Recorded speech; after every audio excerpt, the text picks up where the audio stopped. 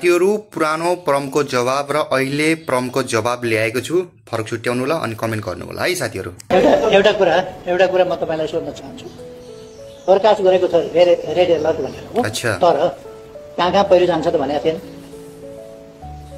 नि त। अब गएपछि थाहा हुने कुरा हो। काठमाडौँमा यति डुबान हुने गरी यस्तो गरी आउला भन्ने त्यो कल्पना पनि थिएन। अलर्ट त थियो।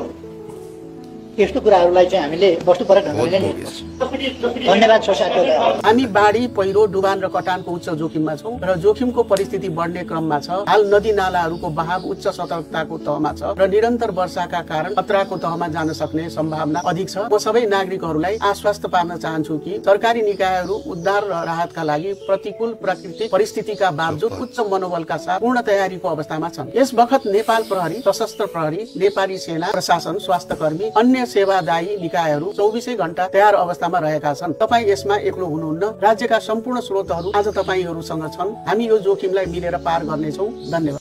हामी सबैको साझा एउटा आमा जस्तो हामीले पाएका छौं।